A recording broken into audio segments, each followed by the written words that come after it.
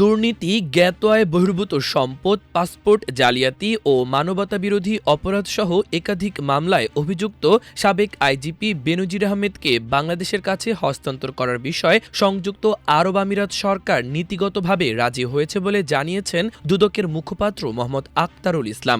বেনজির আহমেদের বর্তমান অবস্থা ও তাকে ফেরাতে কতদিন লাগবে এসব বিষয়ে শুক্রবার একটি প্রতিবেদন প্রকাশ করেছে বিবিসি বাংলা।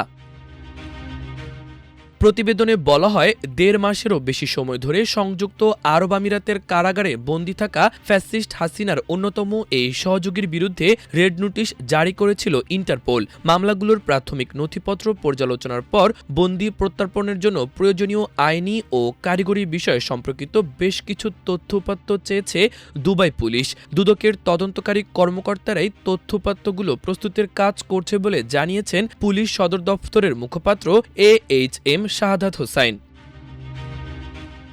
আইনজীবীরা বলছেন, সাবেক এই শীর্ষ পুলিশ কর্মকর্তাকে দেশে ফেরানোর বিষয়টি মূলত অপরাধের বিষয় উপযুক্ত তথ্য প্রমাণ সংগ্রহ, দুদেশের আইনের সামঞ্জস্যতা, আদালতের তথ্য উপস্থাপন এবং কূটনৈতিক তৎপরতার উপর নির্ভর করছে। মূলত এই ৪টি সুনির্দিষ্ট বিষয়কে বিবেচনায় নিয়েই সংযুক্ত আরব আমিরাতের আদালত পরবর্তী সিদ্ধান্ত গ্রহণ করবে বলে জানিয়েছেন বর্তমানে সংযুক্ত আরব আমিরাতে কর্মরত এবং সুপ্রিম কোর্টের আইনজীবী ওলোরা আফরিন।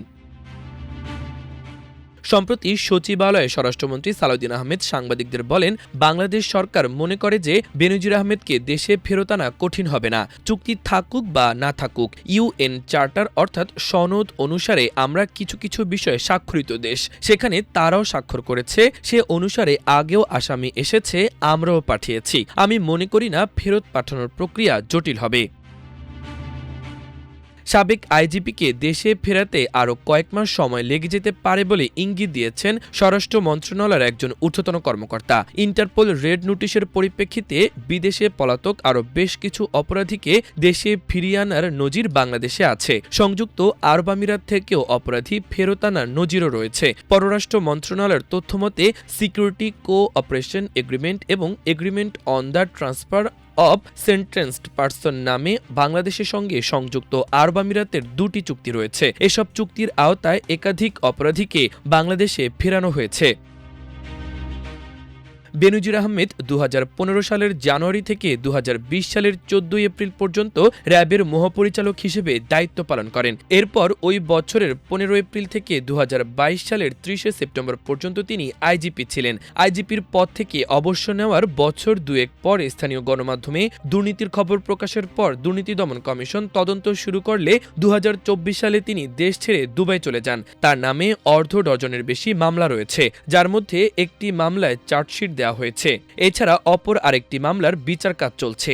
2025 সালে বেনজির আহমেদকে গ্রেপ্তারে ইন্টারপোলের রেড নোটিশ জারির আবেদনের পরিপ্রেক্ষিতে তার বিরুদ্ধে রেড নোটিশ জারি করা হয় এবং গত 12 জুন একটি শপিং মল থেকে তাকে গ্রেপ্তার করে দুবাই পুলিশ।